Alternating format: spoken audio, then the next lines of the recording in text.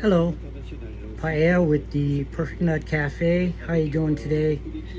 Today is a great day because we are going to mount a tire onto my Hunt rims, and we'll show you step by step how to do that. And of course what you need, and I'm doing this in my house, is a towel so you don't get oil and whatnot, grit out there. You need a tube. You need a tool, although I'm going to try not to use the tire iron. You need the tire, and today's tire is a Sika. Now the tire itself,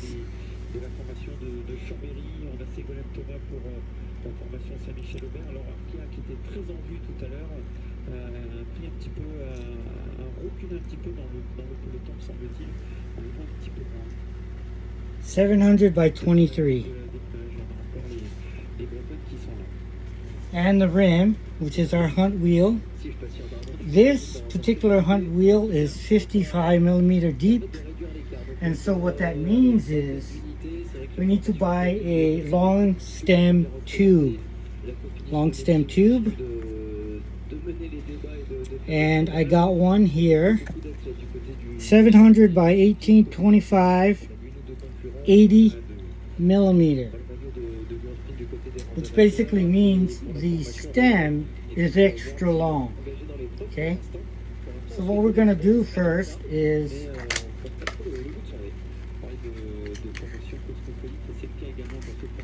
check out this tube, and here is what an 80 millimeter stem looks like.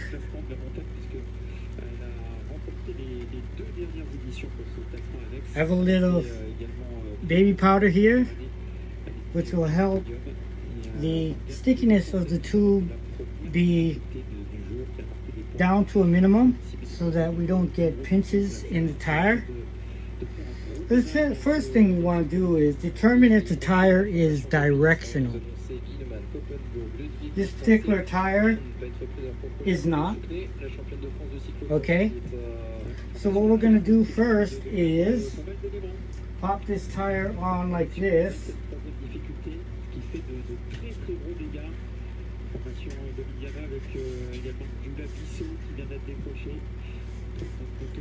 With your hands, and once it snaps on there,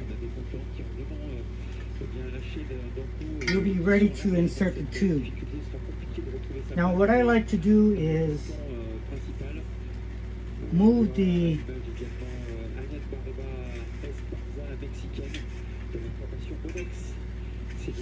hole for the stem and line it up with the lettering on the tire. That way it's easier when you puncture to find out where the hole is based on the tire. Okay, so we're going to go ahead and get ready. What I like to do is put a little baby powder on the tube like so. If you have a bag or a plastic bag, you can fill it with talcum powder or whatnot, and then put your powder onto the tube. So I'm going ahead and do that. I will also take off the cap and the locking nut. Well, it doesn't actually lock, but it pins down the stem. Okay, so we're going to just put that on the side. By the way, these particular tubes are great, but you want to make sure that the numbers here, 700 by 18 to 25, is the proper numbers for your tire. In addition, and more importantly, 80 millimeter is your long stem. They come in 60 and they come in 40. And so if you have 55 or greater millimeter deep dish wheels, I would recommend getting the 80 millimeter long stem tubes. Okay, this particular stem type is called a Presta. Okay, Presta, as opposed to the Schrader, which is a little bit thicker. And this particular stem, we're going to go ahead and loosen this part right here, like so. And then just add a little bit of air to it, just to pump it up just a little bit to prevent possible pinches. Okay, so I'm going to go ahead and get my pump and just give it like 1/4 of a pump.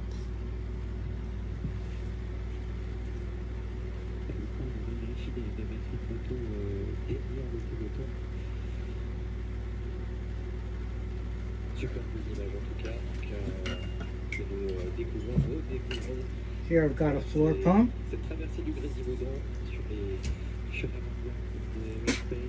Excuse me.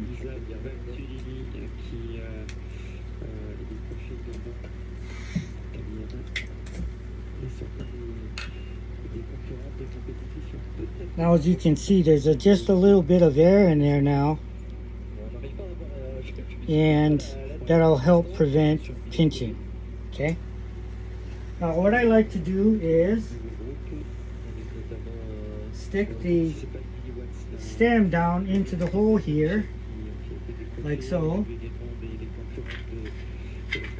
Make sure that guy goes all the way in, and then from here, go ahead and use your fingers to insert the tube into the tire, like so.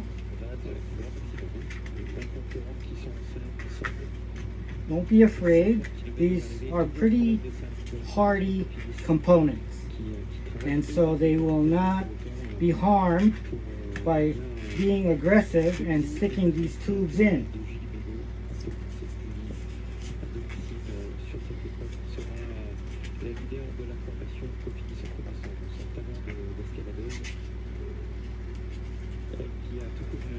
Once you have that done, what you can use is your fingers to pull these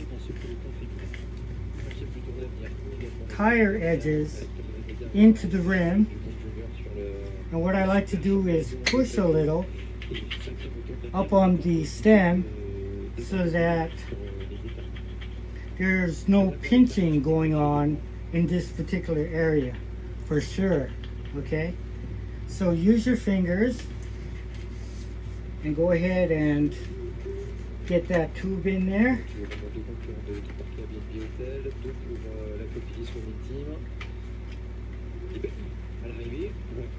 By the way, I'm watching the Tour of the Alps Classic 2025 on TV, on YouTube, and the arrival time is coming soon for the top of the Category 1 final climb of the day, and it's a pretty exciting race. Commentary is in French, so you can enjoy your French lesson for the day.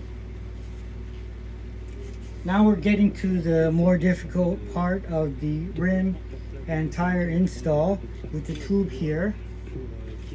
So what we're going to do is make sure that the tube is inserted securely and that there was no danger of getting a pinch. And the way we do that is we use our feelers, which is our fingers, to make sure that the tube is tucked into the tire. And just go ahead and use your thumbs like this and pull back.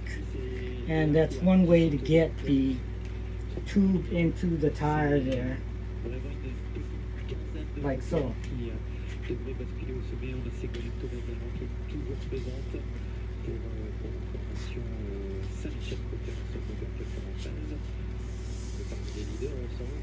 as you get to the ending part here, which is the difficult part, what you want to do is use your fingers and tuck that tube and pull back like so to get that last part in, so we don't have to resort to using the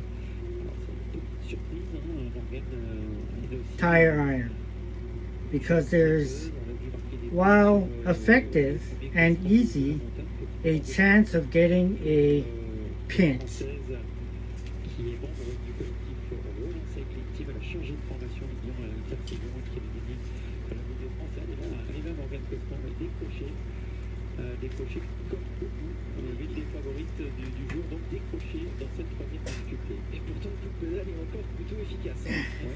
You can also use your thumbs to push in this way and push the tire out and over so it overlaps the rim over here.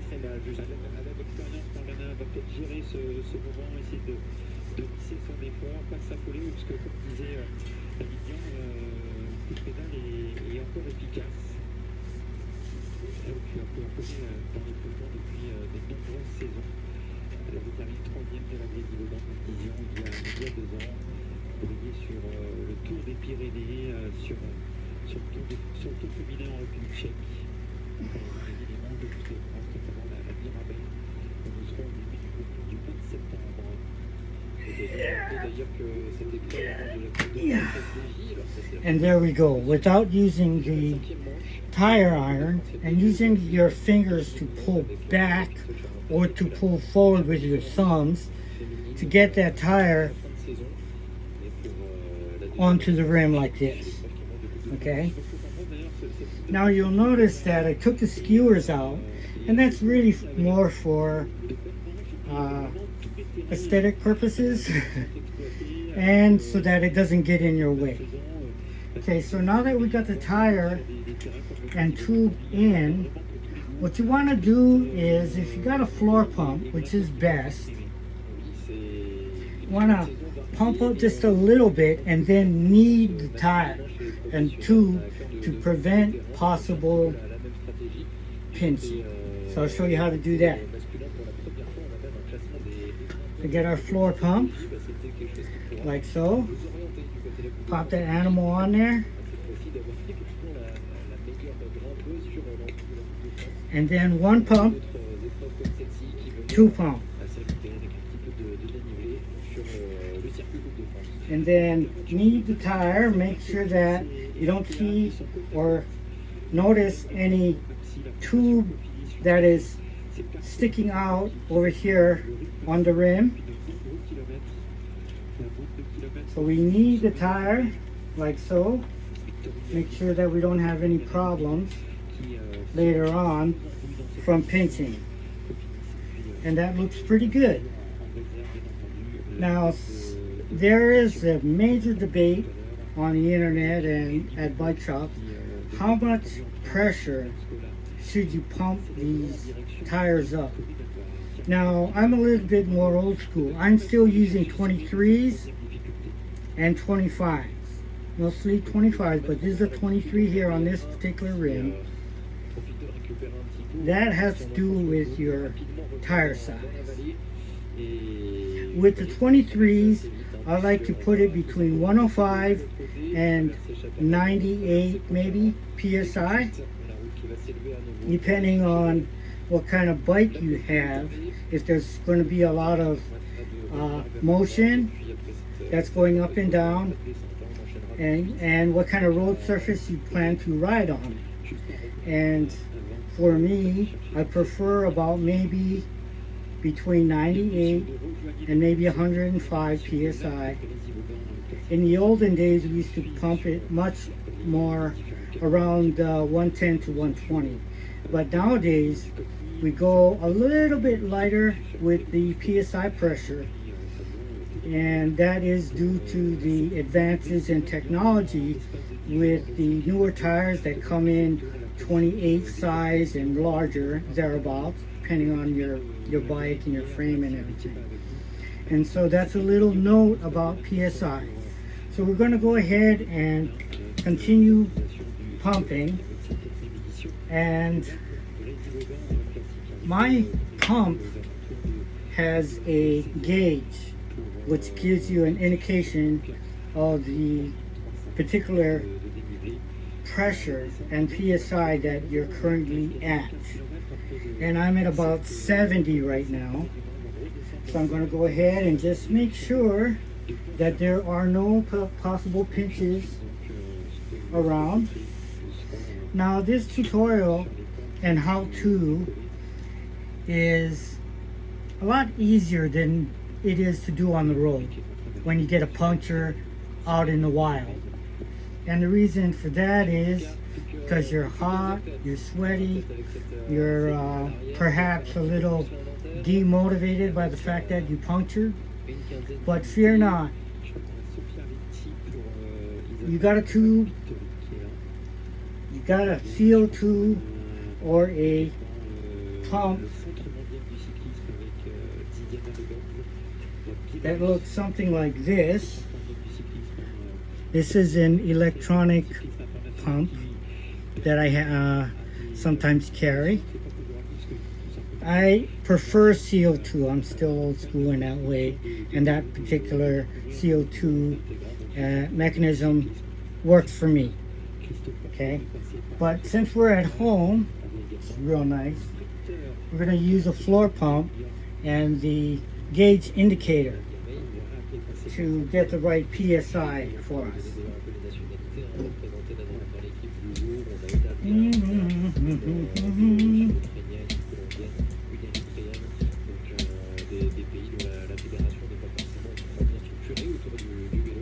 All right.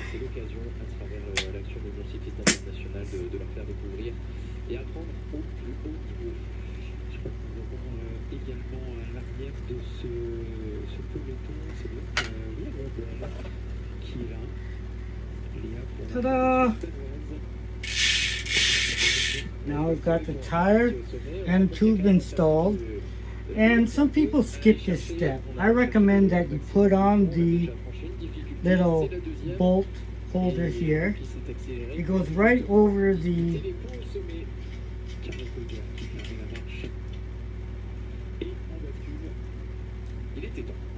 piece right here. Just go ahead and use your hand and just hand tighten it. It's good enough. And do use your caps. Goes right over the top there. And one thing you don't want to forget is to tighten down the little part of the nozzle here so that you don't get a slow leak. Okay, so here's the cap. Go ahead and cap it. And you're all done. I did it slowly so that we could check out the little nuances of installing tire onto a hunt wheel. But that's it. Payanato Perfect Nut Cafe at your service.